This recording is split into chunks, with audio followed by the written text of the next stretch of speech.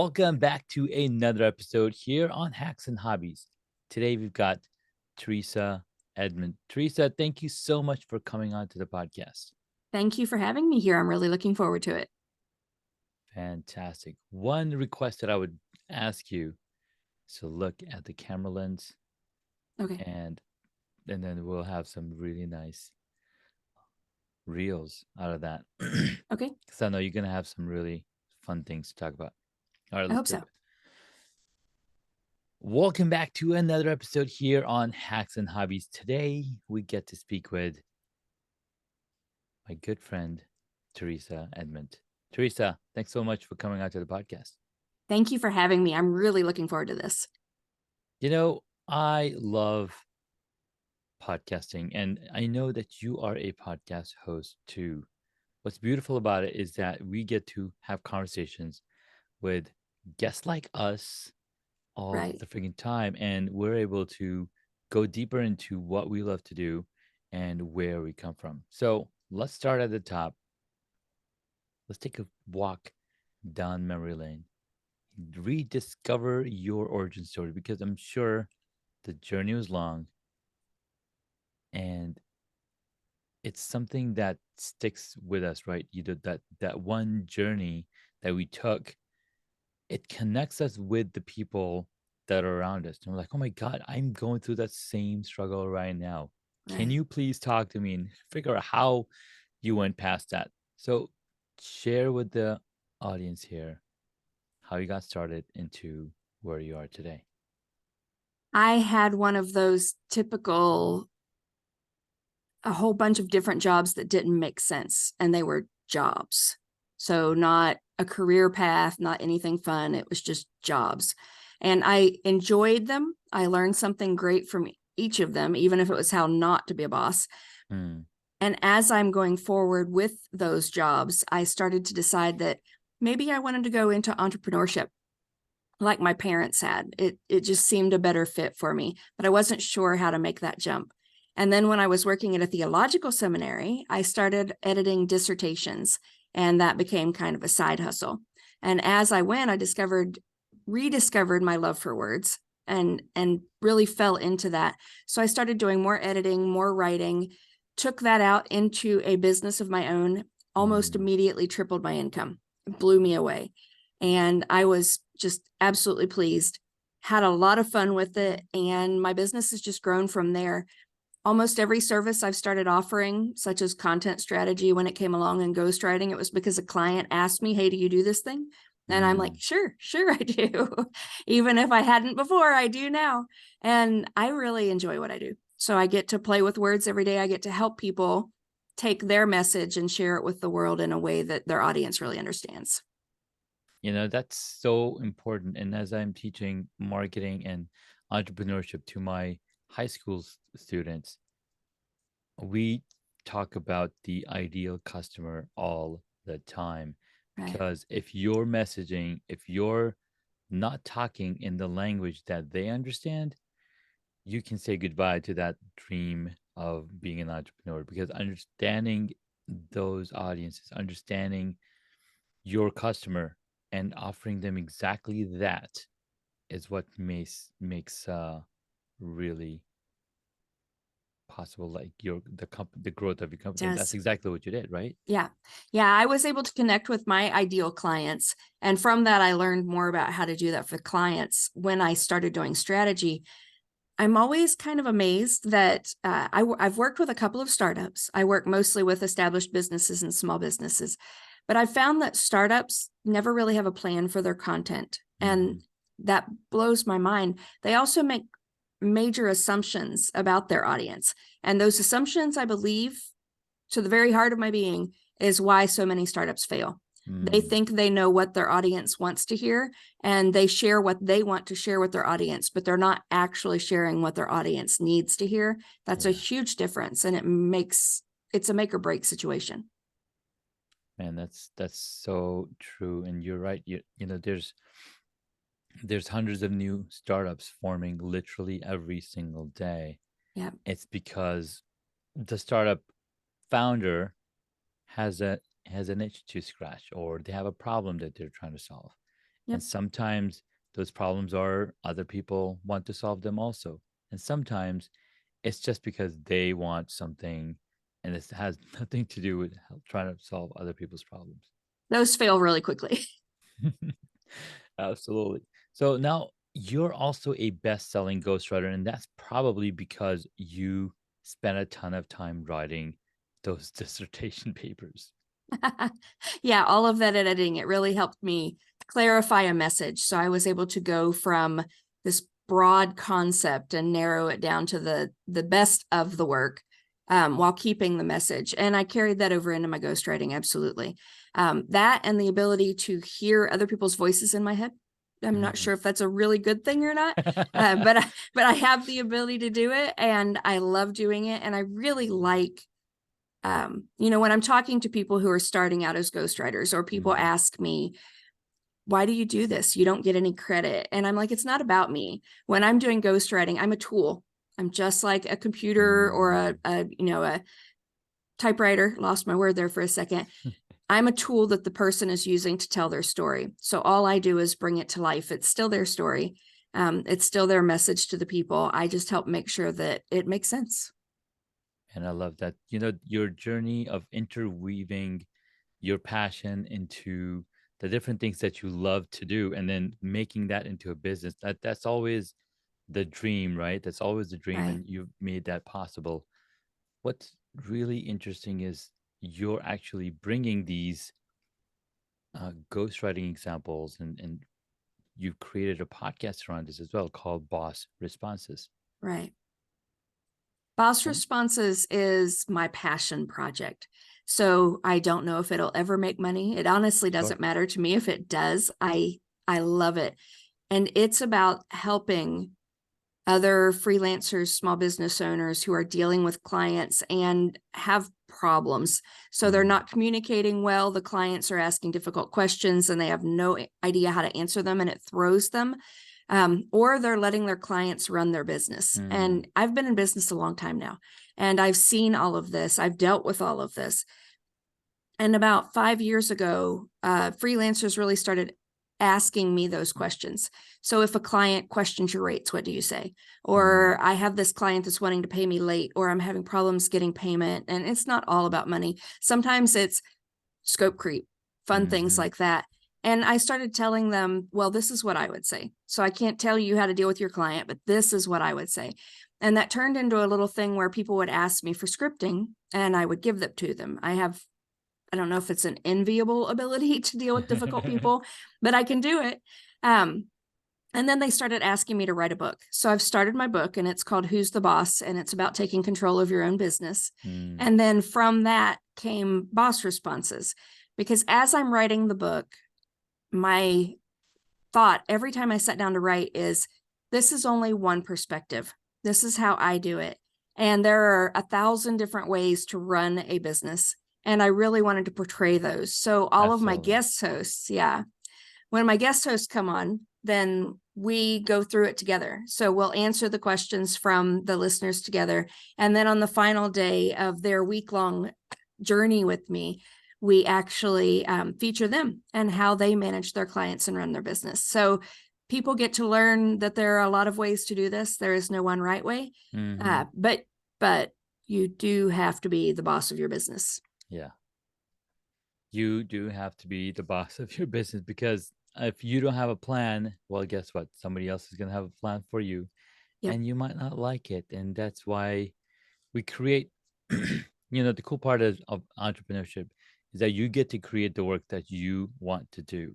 Right. Because if you wanted somebody else to tell you what to do, you might as well go work for somebody. And isn't that the reason we all started this? Mm-hmm. If you start your own business or you start freelancing or consulting, then you're doing it because you don't want to work for other people anymore. You want to, and I partner with my clients. So I'm still Mm-hmm. working with them, but I'm not Yeah. working for them. I'm working for myself. I'm not saying I'm the best boss, but I have fun with it. So Man, I love that, Teresa. So, as you grew through this passion, went through the different phases of your entrepreneurial journey, how are you helping and working with content professionals or small businesses through your podcast, but if you say, let's say you're consulting, what are some of the clients that you're working with, and how deep do you go with them? You know, I've worked on content strategy, especially with everyone from the up and coming career coach or life coach who wants to build out a business where they're helping more than just the people they can help one-on-one, or all the way up to Fortune 500 companies Mm, who are really wanting to focus in on a specific strategic element of their content. And I've really enjoyed all of that. And I've actually, in the last year, pivoted my business a little bit because I was starting to get a lot of clients who would say, I've paid for a strategy and it's not working. And when I would go in and look, it actually wasn't a strategy. It mm-hmm. was a content plan that someone had created for them and called a strategy, which that doesn't work without all of the research behind it, Right. especially that audience research. So I kind of got upset about it. And then I'm like, I can either just fight with this constantly, or I can help people who really want to do content strategy Mm, learn how to do it correctly. So I've transitioned now to where I'm not only helping train other new writers and content pros to become strategists, but I'm teaching small businesses who normally couldn't afford to hire a strategist how to do mm. their own strategy. And that's something I'm in the process of launching right now. And it's much more fulfilling than I ever dreamed it would be. You know, I was just, like you said, trying to solve a problem for Yeah. myself and for others. And in the process, I've discovered that I love working with these people. And Mm. I love watching them get excited about content strategy instead of dreading doing the content like a lot of them do. Yeah, I think there's a huge difference between creating the content, but then also figuring out the strategy. Once you have that strategy down, then it's so much easier to create the content because now you have a focus, you have a path. It's almost like when you jump in a car and you start driving, like, where am I going? Where are we going? Where are we going? What's for lunch? But as soon as you decide, hey, we're having Baja Fresh for lunch or whatever, or you're going Right. to, what else is there to, trying to think. In-N-Out Burger. We're going In-N-Out Burger. That was actually fun story. When I was working with my colleagues back in Irvine, every single day, what's for lunch? What's for lunch? And then we even thought of, we should make an app that would have like the selection of all the people that are in the room, and it would like automatically tell us, hey, this is for lunch today. But then we Right. can also, so we it became a game like who's picking about lunch. And then the default was always if you can't figure out what for lunch in 5 minutes, we're all going to In-N-Out because we So all how like it. many times did you go to In-N-Out? I don't know, a lot of times. A Picking lot of picking times. places to eat is always the hardest thing. Mm-hmm. It really is. So, you know, we were talking earlier about you're teaching your students how to do a business plan. Yeah. And I think, you know, when it comes to content strategy in businesses, that the fact that they know they need to do a business plan Mm-hmm. and maybe even a marketing plan, but they don't know that they need a content strategy is baffling to me. You know, it's Yeah. like that picking, you know, where you're going to eat. You know you need to do content. Yeah. You know it needs to be out there. You're not sure what to do though. And there are all of these options, huge Mm-hmm. menu of content. And I think without a strategy, I always say it's like sowing out a whole handful of wildflowers and expecting a Mm. rose garden. You know, You're using you the wrong flower. you do not have a plan, you're not going to Mhm. get what you want. Yeah. So it's an interesting thing. And I really wish that content strategy was more a solid part of business planning. I Mm. think it would save a lot of people a lot of work and So would it stress. would it content strategy fall into the business plan space, or would it fall into the marketing plan of the things? When I'm doing a content strategy, it does fall into the major marketing plan, or at least it coordinates with it. Yeah. But one of the most important, I have 5 foundational elements. I tell everyone this needs to be in your content strategy for it to work. And one of those is your business goals. So business Mm. goals and content go hand in hand, because if your content's not helping you meet your business goals, Yeah. then what's the point? You know, it's great if it's amusing your audience or educating your audience, but it also needs to be helping you meet your business goals. So I think that it all kind of goes together. Mm. Um, and for smaller businesses who are depending on content to bring them clients instead of paid marketing, it's even more important. And I think it's more important than a marketing plan at that point. And then it can grow into a full-fledged marketing plan in the future. So content strategy could be something that you start with, because Right. that's going to start putting money in your pocket, and then you can grow it to make it a marketing plan, because you might not have a marketing person in your company. You're Right. starting out. You might have a few interns here and there, and that's something that I'll always focus on too, right?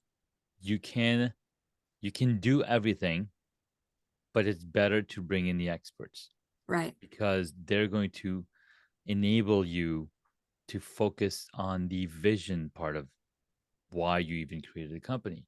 Yep. And they're able to execute on all of the ideas that you have. It's the truth. And you get more bang for your buck. So as a business person, I can do my own accounting or I can do my own design, but it takes me 3 hours what it would take a professional 15 minutes to do. It's a waste of time and effort. Yeah. And you honestly make back the money sooner rather than later. So especially on content, because content is such a long game, if you don't start out right, it takes forever to kind of shift the sails so that you're going in the right direction. Man, I love that so much. Thank you so much, Teresa, for sharing. So let's go deeper into a content strategy. You mentioned 5 things that you focus on. What are some of the what are the most important things of the 5 that somebody should start thinking about? The most important is the audience. So the Okay. 5 overall are incorporating business and content goals, incorporating audience. So it's, like I said before, it's not what you want to tell your audience. Right. It's not telling your audience about your product. Mm-mm. It's telling them the problems you solve and how you solve them. And that should be the basis of your communication. Then keeping track of your content and analyzing it on a regular basis to make sure it is doing what you want it to do. Looking at what your competitors are doing. So not necessarily to mimic them, but you need to know if there are gaps in the market. Are there things they're not talking about that are just quite obvious to you? Yeah.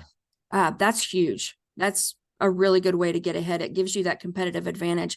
And also, what are they doing that really is working? So if you're in a business, and I see this all the time, if you're in a business and you're like, I'm going to talk to my people on Facebook because that's where I am, but all of your competitors know nobody's on Facebook, they're all on LinkedIn. If there's a reason that they're not on a specific channel, if they're not doing a YouTube channel or whatever, look and see what it is. I mean, don't assume that you know that. And then, of course, the last foundational element is SEO. And I like to say there are a lot of people out there who believe SEO is content strategy, and that's not true at all. SEO supports your content strategy. It helps you make sure that all of the other parts make sense, and then it helps you keep track of it. But it's a supporting element. It's not a driving element. It is basically a passenger in the car of Right. marketing. It can't really drive until you put in a driver, and the driver's seat. And the content strategy looks like is the driver of Yep. your marketing car. Yes, it is. We're back to the car analogy. SEO All right. is the co-pilot, but they have to have a map. I like But it. the audience is that backseat driver that really wants you to get to the right place. So sticking with the analogy. It's So almost like you order an Uber, like, I want to get this place. And then so the yes. driver knows where they want to go, and then there's the audience sitting in the back seat. Ooh, I like it. Yeah. And you know, that goes right on into it. The audience, you don't matter in the scheme of things. No, you're just a Your driver. product doesn't even matter in the scheme of things. It's just a tool to solve that person's problem. And if you know, a lot of businesses, this is really hard. I mean, it's really hard for businesses to do this because you get into it. This is your baby. This is your thing. You're doing this thing. You're really, really proud of it. But sometimes you just need to step back and say, this isn't all about me. This is about my audience and how I can serve them. And if you kind of take that attitude of humility, it will skyrocket your business. I mean, you can have an absolute wonderful thing, but you don't sell an Apple Watch by saying it tells time. I mean, you just don't. You talk about all the other problems it solves, Mhm. and they continually do that. You know, as their marketing evolves, as their product Yeah. evolves, it's evolving to solve a problem. It's not evolving because it can. So, Yeah, you're absolutely right. And then there's different strategies that they employ themselves to introduce the Apple Watch to the right. market, right? They're like, "Oh, we're doing this event. Come check out the Apple Watch." People are trying them on. They have different levels and different people promoting it. Like there's a whole Yep. bunch. That's And so that's crazy.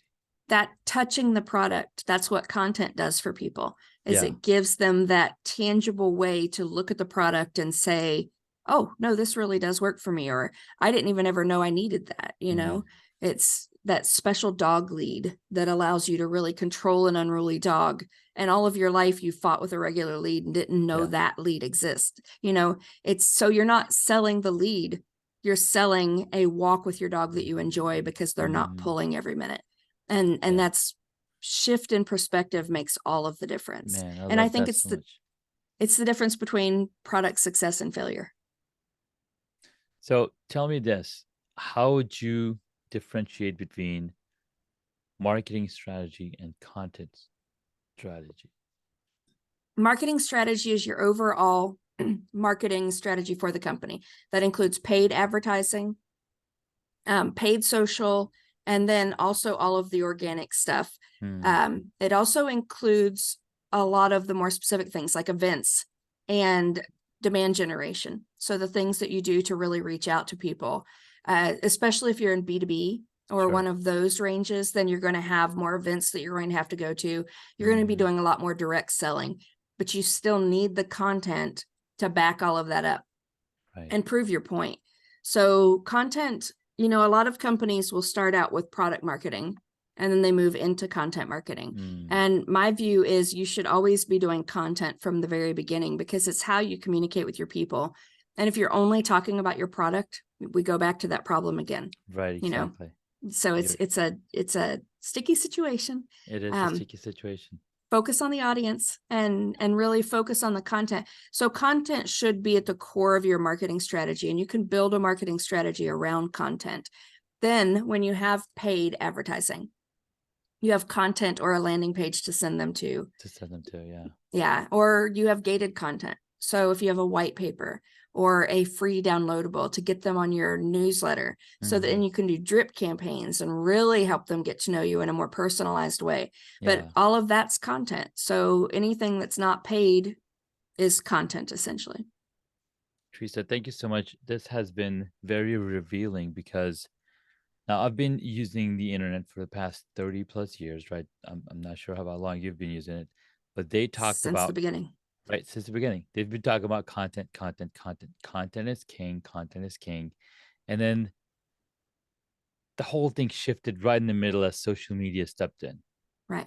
Which People is were, still content. it's still content, but it was one way content, but now it's user generated content, Yes. UGC, and now they're bringing back the more content of blogs and whatnot. Give us some of the examples of the different type of content that our audience can create for their businesses. Today, I think every business should be focusing on video. Video is just incredibly important. It's a way to get face to face with people. Even if Hmm. it's not your face, you can hire someone else to be your face. Yeah. Video, social media, if and only if your people live on social media. But even still, there are ways to get product out there on social media. And then you have your website content, which is your blog. You have white papers, which are really important for B2B. They show that final sale, Mm, all of the benefits if you're selling something that's really high dollar, because you have to know those benefits to move on. Um, Case studies, incredibly important. Um, I think every business should be doing case studies because they show this client or customer used this product, it did this thing for them, look how mm, successful they are. So it can be 300 words, it can be yeah. 100 words, it can be a Yeah. 30-second video, but you need case studies that show your success. So all of those different elements and podcasts. So I think that every business should be looking at guesting on podcasts if you don't want to have your own, because having a podcast is a hard thing. But yes, get out there, tell people about what you're doing and the problems you're solving. Yeah. And when you meet them there, that just makes a difference. So content isn't about barriers anymore. And it's not about forcing people to go read a blog every week. Newsletters, email campaigns, those are absolutely vital. And that's another thing is you cannot let all of your content live on another platform. Social media platforms can and do go away, and they take your content with them. They shut down your groups. They do all of these things. But if you connect with the people through an email newsletter of some kind and your website, then you can still keep in touch with your audience. Man, I love that so much, Teresa. This has been very, very valuable as I step into this more content strategy for my own business. This has been really powerful and helped me to rethink of all the things that I was not thinking about. So thank you so much, Teresa. You're welcome. I'm passionate about it. And it shows. It absolutely shows. All right, let's take a quick break for a few minutes. And when we get back, Teresa is going to share 3 hacks that you can implement in your business today.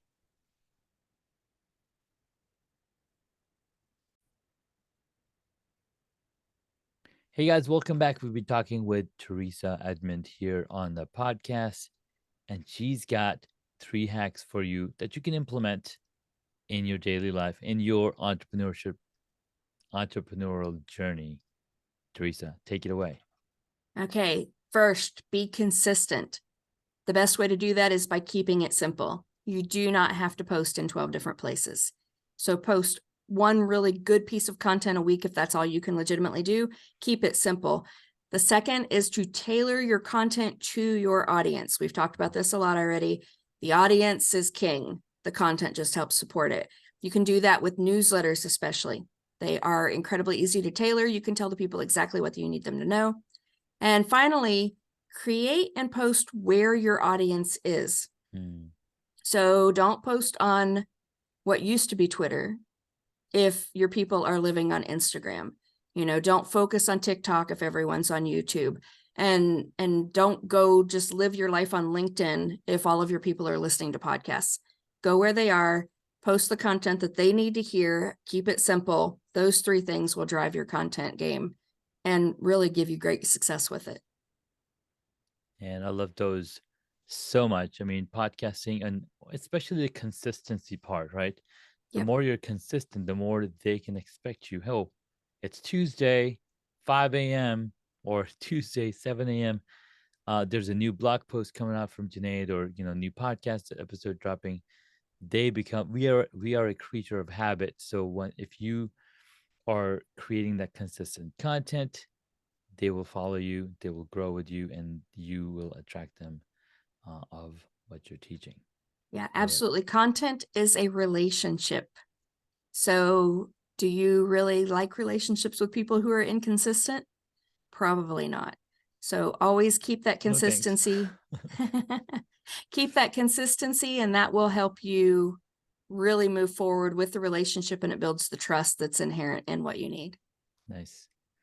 All right. Thank you so much, Teresa. Those hacks are monumental. We cannot wait to implement them in our entrepreneurial journey. I'm like blanking on stuff. All right. Let's jump into the 6, the rapid fire questions that I love to ask my guests. Okay. Exploring uncharted territories. Name a hobby that you've always wanted to dive into, but haven't yet, and why? Hobby, if I was canning. I've always thought that canning food would be kind of almost meditative. All of the chopping and the cooking and putting it in the jars and then eating it later. To me, that just sounds like fun. That is a fun. That's a fun one, absolutely, for sure. We've actually had a ton of tomatoes in our garden this year, and I started putting them in jars because apparently the bugs don't get to them, and then put them in the fridge. So right. That's a fun one. Rewinding time. What childhood dream job did you aspire to, and how does it contrast with your current career? I always wanted to be an author. I read like nobody's business as a child, and I always wanted to be an author. So I've done that in some areas, but I'd really like to try the fiction at some point and see how I do on my own with that. So Ooh, yeah, I think it'd be fun. that